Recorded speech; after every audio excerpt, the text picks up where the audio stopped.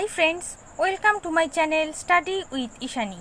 44 number English practice set নিয়ে এলাম। আজকের সেটে তোমাদের জন্য 20টা প্রশ্ন আছে, প্রত্যেকটাই কিন্তু প্রিভিয়াস ইয়ারের। তোমরা ভিডিওটা প্রথম থেকে শেষ পর্যন্ত দেখো, ঠিক আছে? আপকামিং যে সমস্ত পরীক্ষাগুলো আছে, আবগারি constable mains, ICDS mains, miscellaneous mains, WBSI main, প্রত্যেকটা পরীক্ষার জন্য কিন্তু এই ক্লাসগুলো খুব গুরুত্বপূর্ণ হয়ে যাবে। আর তোমরা যারা আগের ক্লাসগুলো দেখে নাওনি তাদের জন্য কিন্তু ডেসক্রিপশন বক্সে প্লেলিস্ট লিঙ্ক দেওয়া আছে, সেখান থেকে তোমরা অনায়াসেই দেখে নিতে পারো। আর তোমরা যদি study with Ishani Facebook page আর স্টাডি উইথ ইশানি টেলিগ্রাম চ্যানেলের সাথে অ্যাড হতে চাও, তাহলে তার লিঙ্কও ডেসক্রিপশন বক্সে দেওয়া আছে। ওকে, তাহলে চলো বন্ধুরা আজকের ক্লাসের প্রশ্নগুলো একটু দেখে নিই। 1 number, one word substitution. A dome-shaped shelter from blocks of solid snow used by Eskimos. 4টে অপশন, উইগওয়াম, ইয়ার্ট, টিপি আর ইগলু। এক্ষেত্রে সঠিক উত্তর হয়ে যাবে অপশন ডি, ইগলু। এস্কিমোদের বাসস্থানকে আমরা ইগলু বলেই জানি। উইগওয়াম শব্দটার অর্থ হচ্ছে রেড ইন্ডিয়ান জাতির কুটির বা তাঁবু, আর টেপি হচ্ছে উত্তর আমেরিকায় ভারতীয়দের তাঁবু। ওকে, 2 নম্বর দেখে নেব।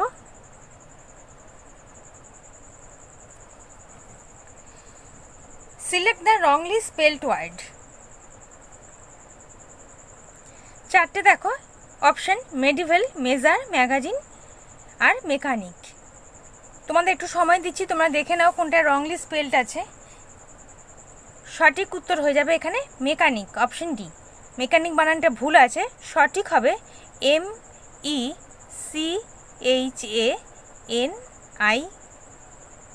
এ হচ্ছে সঠিক। মেডিভেল শব্দের অর্থ হচ্ছে মধ্যযুগীয়। মেজার মানে পরিমাপ, ম্যাগাজিন মানে তোমরা জানো। পরবর্তী দেখে নেব 3 number. Grammatical error. Having being a student activist once, a politician never forget those days. 4টে অপশন দেখো, a politician, never forget, having been আর দোজ ডেজ। ভুলটা কোথায় আছে দেখো, দোজ ডেজ বলছে, মানে দোজ ডেজ মানে আগেকার দিন, মানে পাস্ট টেন্সের কথা বলছে, ঠিক আছে? সেক্ষেত্রে ফরগেট হতে পারে না, সেক্ষেত্রে হবে ফরগট।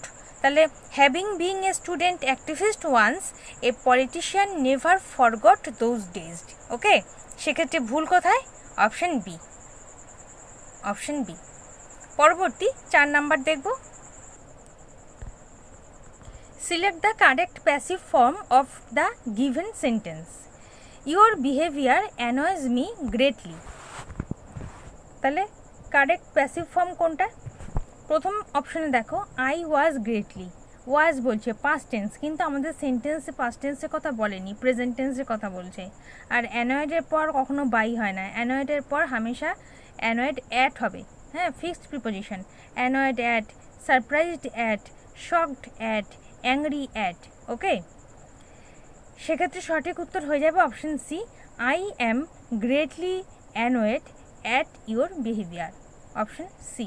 ওকে, পরবর্তী দেখে নেব 5 নাম্বার প্রশ্ন। Grammatical error. Prahlad recalled that meeting people have been a part of his life as a student activist. মানে প্রহ্লাদ স্মরণ করছিল যে লোকজনের সাথে সাক্ষাৎ করা তার জীবনের একটা অঙ্গ ছিল। তা ভুলটা কোথায়? 4টে option, meeting people have been, Prahlad recalled that, a part of his life as a student activist. এক্ষেত্রে উত্তর হয়ে যাবে অপশন এ, অপশন এ। কারণ দেখো, প্রহ্লাদ রিকল্ড পাস্ট টেন্স, স্মরণ করছিল। কি স্মরণ করছিল? যে লোকজনের সঙ্গে সাক্ষাৎ করা ছিল তার স্টুডেন্ট জীবনের একটা অঙ্গ, তার মানে পাস্ট টেন্স। সেক্ষেত্রে মিটিং পিপল হ্যাভ বিন হবে না, কি হবে? Meeting people had been. Okay, had been হবে। তাহলে ভুল হচ্ছে অপশন এতে। Prahlad recalled that meeting people had been a part of his life as a student activist. পরবর্তী 6 number.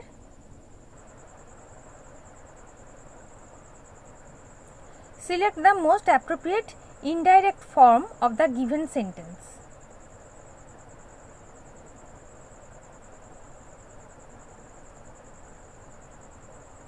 The teacher said to Shubir, go to your seat and sit quietly. Teacher শিক্ষক মহাশয় সুবীরকে কি বললো যে তোমার সিটে গিয়ে চুপচাপ বসো। তাহলে এখানে চারটে অপশন দেখো কোনটা সঠিক হবে। প্রথম অপশনটা দ্য টিচার রিকোয়েস্টেড তো হবেই না, টিচার কখনোই রিকোয়েস্ট করে বলবে না তুমি দয়া করে যাও গিয়ে বসো চুপচাপ থাকো, এরকমটা কখনোই হয় না। প্রথম অপশনটা কেটে গেল। তারপরে 3 নম্বর দেখো, সিতে দেখো the teacher instructed Subir that he must go to his seat. Must go মানে যাওয়া উচিত, এখানে কোনো অ্যাডভাইসের কথা বলা হচ্ছে না।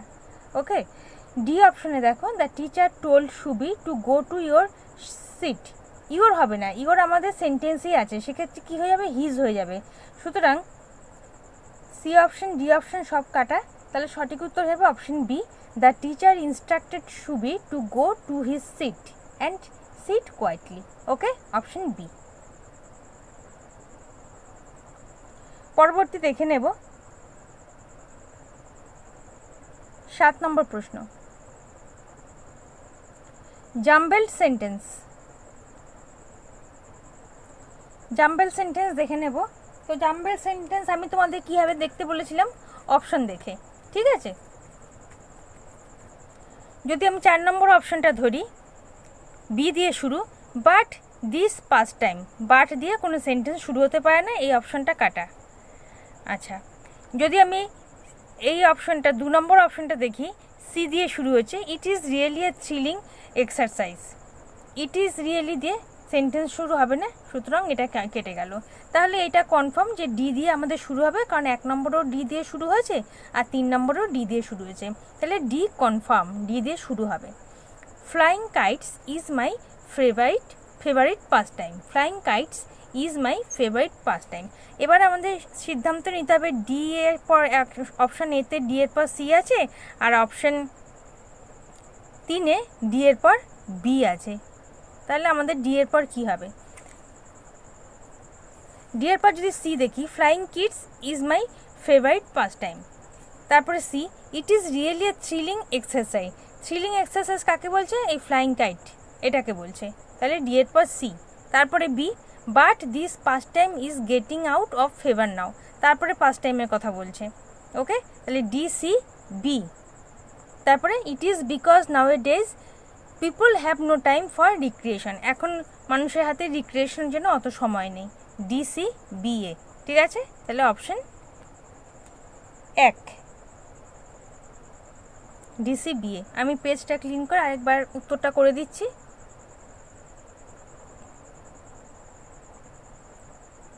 তাহলে বোঝা গেল, প্রথমে ডি হবে flying kites is my favourite pastime, তারপরে হবে it is really a thrilling exercise, মানে ফ্লাইং কাইটের কথাই বলছে, যেটা একটা থ্রিলিং এক্সারসাইজ।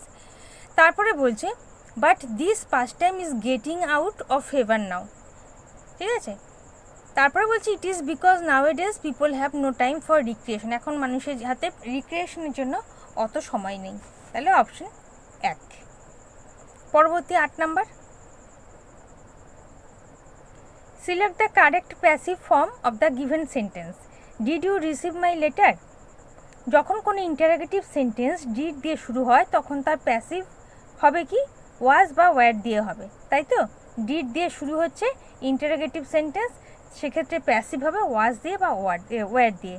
যদি এবারে সাবজেক্ট যদি সিঙ্গুলার হয় সেক্ষেত্রে ওয়াজ থাকবে, আর যদি সাবজেক্ট প্লুরাল হয় সেক্ষেত্রে ওয়্যার হবে। তাহলে did you receive my letter, এক্ষেত্রে সিঙ্গুলার সাবজেক্ট, সেক্ষেত্রে অপশন হয়ে যাবে option C, was my letter received by you. Was my letter received by you, option C. Okay, পরবর্তী 9 number, sentence improvement. Many companies prefer that the new employees have not only a degree, also 2 years work experience. মানে অনেক company পছন্দ করে যে যারা new employees আছে তাদের যে শুধু ডিগ্রি থাকবে তা নয়, 2 ইয়ার্সের যেন ওয়ার্ক এক্সপিরিয়েন্স থাকে। তাহলে দেখো সেন্টেন্সে দেখো আছে নট অনলি। নট অনলি যেখানে থাকবে তার সাথে সাথে কিন্তু বাট অলসো আসবে। নট অনলি সাথে অলওয়েজ বাট অলসো হবে। আর শুধু বাটের অর্থ কিন্তু একরকম, আর নট অনলি বাট অলসোর অর্থ কিন্তু আলাদা। নট অনলি বাট অলসোর অর্থ হচ্ছে যে শুধুমাত্র এটা নয়, বরং মানে আরও কিছু আছে, মানে শুধু ডিগ্রি নয়, বরং কি চাইছে, আরও চাইছে 2 years ওয়ার্ক এক্সপিরিয়েন্স। যেখানেই নট অনলি থাকবে সেখানেই বাট অলসো আসবে। ঠিক আছে, সুতরাং option A, but also 2 years work experience. বোঝা গেল? Option A. পরবর্তী 10 number, select the most appropriate meaning of the given idiom in the given sentence. When Mohit told everyone that he had resigned his job, all the members in the family were at their wits end. এই যে wits end, এটা একটা idiom. এর অর্থ কি? যখন মোহিত বলল যে সে তার কাজে রিজাইন দিয়েছে, তখন ফ্যামিলির মেম্বারদের কি হলো? Wits and. উইটস এন্ড কথাটার অর্থ হচ্ছে কনফিউজ হওয়া, হতবাক হওয়া। সেক্ষেত্রে সঠিক উত্তর হয়ে যাবে অপশন সি, কোয়াইট পারপ্লেক্সড।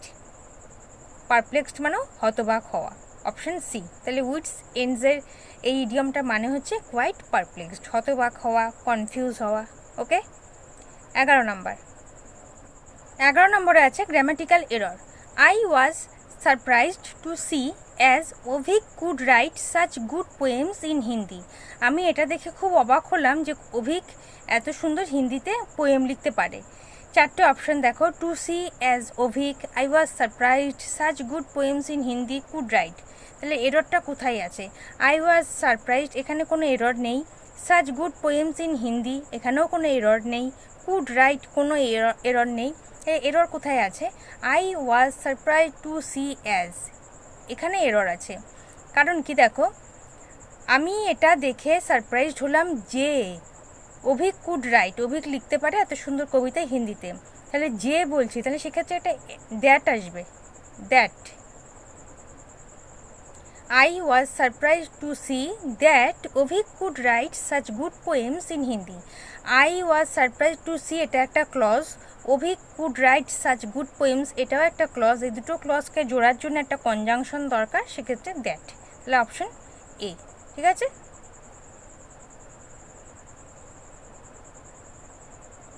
পরবর্তী 12 number, one word substitution. The science which studies the crust of the earth. পৃথিবীর ভূত্বক অধ্যয়ন সম্পর্কিত study. Zoology, etymology, biology, geology. Zoology zoology হচ্ছে প্রাণীবিদ্যা সংক্রান্ত, আর এটিমোলজি হচ্ছে শব্দের উৎপত্তি সম্পর্কিত, উৎপত্তি বা ব্যুৎপত্তি। ঠিক আছে, আর বায়োলজি হচ্ছে জীববিজ্ঞান। তাহলে the science which studies the crust of the earth, পৃথিবীর ভূত্বক অধ্যয়ন স্টাডি হচ্ছে জিওলজি, অপশন ডি। 13 নম্বর দেখব, অ্যান্টোনিম এমপ্যাথি। 4টে অপশন, অ্যাপ্রিসিয়েশন, ওয়ার্মথ, সিম্প্যাথি আর অ্যাপাথি। এমপ্যাথি মানে কি? এমপ্যাথি মানে হচ্ছে সহানুভূতি। সিম্প্যাথি, কম্প্যাশন, আর একটা সুন্দর ওয়ার্ড আছে ক্লিমেন্সি, CLEMENCY। ঠিক আছে, এমপ্যাথি কথাটার মানে হচ্ছে the ability to understand the feeling of others, মানে অন্যের অনুভূতিটা বোঝার ক্ষমতা। ওকে, 4টে অপশন দেখো, অ্যাপ্রিসিয়েশন। অ্যাপ্রিসিয়েশন করার মানে হচ্ছে উপলব্ধি করা, মূল্যায়ন করা, রেসপেক্ট, প্রসপারিটি, পারসেপশন, ইভ্যালুয়েশন। হ্যাঁ, এতগুলো অপশন বলে, এতগুলো সিনোনিম বলে দিলাম। অনার, সম্ভব হলে লিখে নাও। বিতে আছে দেখো ওয়ার্মথ। ওয়ার্মথ মানে হচ্ছে উত্তাপ, উত্তেজনা। স্টিমিউলাস, এগারনেস মানে আগ্রহ, এগারনেস, এক্সাইটমেন্ট। তারপর দেখো অপশন সিতে আছে সিম্প্যাথি। সিম্প্যাথি অর্থ হচ্ছে সহানুভূতি। Empathy, compassion, pity, mercy, MERCY, mercy, feeling. তাহলে এমপ্যাথিতেও কিন্তু আমরা কি পেলাম? এমপ্যাথিতেও আমি কি বললাম? Sympathy, compassion. আবার সিম্প্যাথিতেও বললাম যে কম্প্যাশন, এমপ্যাথি। ওকে, তাহলে যদি এমপ্যাথির সিনোনিম বলতো সেক্ষেত্রে সিম্প্যাথি হয়ে যেত, কিন্তু আমাদের বলেছে অ্যান্টোনিম। আর অ্যাপাথি মানে কি? অ্যাপাথি মানে হচ্ছে উদাসীন, ডিসইন্টারেস্ট, ইনডিফারেন্স। হ্যাঁ, ডিসটেস্ট মানে ঔদাসীন্য। এমপ্যাথি মানে যেমন অপরের অনুভূতি বোঝার ক্ষমতা, আর ডি হচ্ছে ঔদাসীন্য। ঠিক আছে, উদাসীনতা। ইনডিফারেন্স। তাহলে এমপ্যাথি শব্দের অ্যান্টোনিম হয়ে যাবে option D, apathy, option D.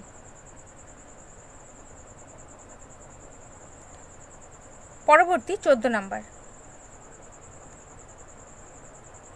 Select the most appropriate option to fill in the blank. Rohit made a working model of an airplane when he was 16. তাহলে রোহিতের যখন 16 বছর বয়স ছিল তখনই সে একটা এয়ারপ্লেনের মডেল তৈরি করেছে। ওকে, সেক্ষেত্রে দেখো ব্ল্যাঙ্কে কী হবে, itself, himself, oneself আর হার সেলফ। যেহেতু এখানে একটা পার্সনের কথা বলছে রোহিত, সেক্ষেত্রে ইট সেলফ তো হবে না, ইট সেলফ কাটা। ওয়ান সেলফ, ওয়ান সেলফ ওয়ানের জন্য ব্যবহৃত হয়, ওয়ানের ক্ষেত্রে হয় ওয়ান সেলফ। ওকে, হার সেলফ হবে না, যেহেতু এখানে হি বলেছে, সে একজন পুরুষ, সেক্ষেত্রে হয়ে যাবে হিম সেলফ, অপশন বি।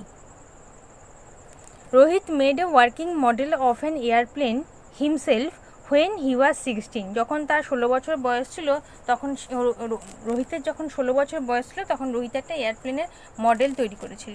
ওকে, পরবর্তী 15 নম্বর প্রশ্ন,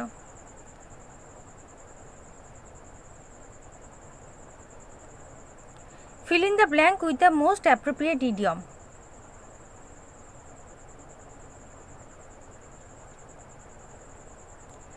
This is strictly dash, but some changes are going to happen in the company in the near future. তাহলে কি বলছে, this is strictly dash, but some changes, but আছে, but some changes are going to happen in the company in the near future, মানে অদূর ভবিষ্যতে কোম্পানিতে কিছু changes আসবে।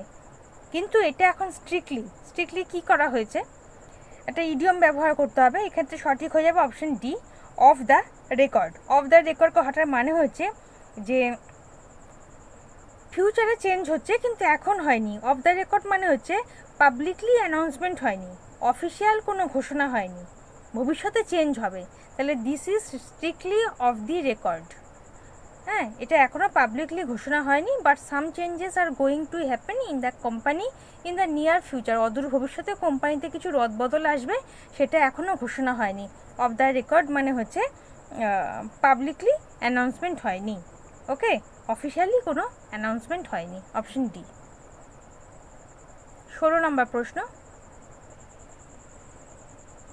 Select the most appropriate meaning of the given idiom. For a long time he kept his wife in the dark, এটা হচ্ছে idiom, about the true nature of his job. মানে for a long time, অনেক দিন ধরেই সে তার ওয়াইফকে অন্ধকারে রেখেছিল।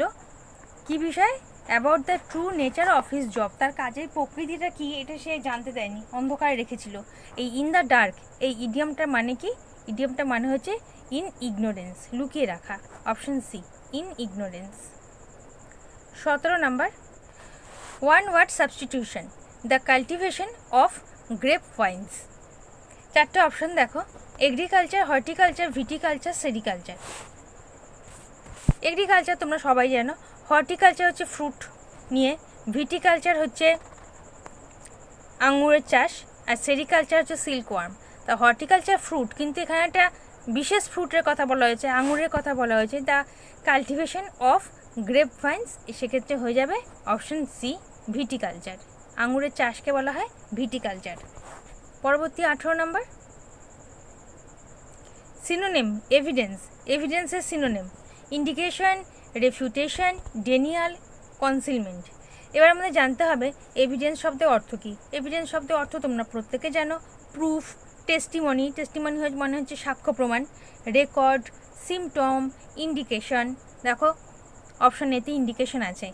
ইন্ডিকেশন শব্দের মানে কি, ইন্ডিকেশন শব্দের মানে হচ্ছে ইঙ্গিত, এভিডেন্স, হিন্ট। হ্যাঁ, আর রেফিউটেশন শব্দের অর্থ হচ্ছে ডিনাই করা, ডিসপ্রুফ। ডেনিয়াল মানে হচ্ছে অস্বীকার করা, প্রত্যাখ্যান করা। আর কনসিলমেন্ট হচ্ছে গোপন করা, হাইডিং, ডিসগুইজ। আমি কিন্তু অনেকগুলো সিনোনিম পরপর বলতে যাই, তোমরা যদি মনে হয় যে লেখার প্রয়োজন আছে লিখে নিতে পারো। ডেনিয়াল মানে হচ্ছে অস্বীকার, প্রত্যাখ্যান। এই ডেনিয়াল মানে অস্বীকার, প্রত্যাখ্যান, রিফিউজাল, ফলস স্টেটমেন্ট। আর কনসিলমেন্ট মানে বললামই হাইডিং, ডিসগুইজ, গোপন করা। তাহলে এভিডেন্স মানে সাক্ষ্য প্রমাণ বা প্রমাণ, সেক্ষেত্রে হয়ে যাবে অপশন এ ইন্ডিকেশন। ইন্ডিকেশন মানে হচ্ছে ইঙ্গিত, হিন্ট, HINT, হিন্ট, এভিডেন্স, তাহলে অপশন এ। পরবর্তী 19 number, select the most appropriate option to substitute the underline segment. Underline segment হচ্ছে ইজ মোর কেয়ারফুল, ঠিক আছে। তো in the given sentence if there is no need to substitute it select no improvement. তাহলে is more careful এটুকু portion হচ্ছে underline. If he is more careful he would not have had an accident. যদি সে আরেকটু careful হতো তাহলে তার accident হতো না। Would not have had an accident. তাহলে দেখো উড নট হ্যাভ, এই যে উড নট এটা পাস্ট টেন্সে আছে। আর এখানে দেখো প্রথম পোর্শনটা দেখো পার্টে, if he is more careful, এইটা হচ্ছে সেন্টেন্সের প্রথম পার্ট। সেখানে বলছে হি ইজ মোর কেয়ারফুল মানে প্রেজেন্ট টেন্সে বলছে, আর সেকেন্ড পার্টে বলছে হি উড নট, সেক্ষেত্রে এটা হচ্ছে পাস্ট টেন্স। তাহলে এটা যদি পাস্ট টেন্স হয় তাহলে ইফ হি ইজ, এখানে ইজ হবে না, এক্ষেত্রেও পাস্ট টেন্স হবে, সেক্ষেত্রে কি had been more careful. If he had been more careful he would not have had an accident. যদি সে আরেকটু কেয়ারফুল হতো, পাস্ট টেন্সের কথা বলছে, he would not have had an accident, তার কোনো দুর্ঘটনা ঘটতো না, অপশন এ। পরবর্তী 20 নাম্বার, সিনোনিম পারসিস্ট। চারটে option, continue, cease, halt, forget. Persist শব্দটার অর্থ আমাদের জানতে হবে। পারসিস্ট শব্দটার অর্থ হচ্ছে জেদি, একগুঁয়ে বা লেগে থাকা, কোনো বিষয়ে লেগে থাকা, হ্যাঁ, কন্টিনিউ করা। ইনসিস্ট, কন্টিনিউ, ইনসিস্ট, দেখো অপশনে কন্টিনিউ আছে। আর সিজ, CEAC, সিজ মানে হচ্ছে স্টপ করা। আর হল্ট মানে হচ্ছে সাময়িক বিরতি, সাময়িকভাবে থামা, দাঁড়ানো।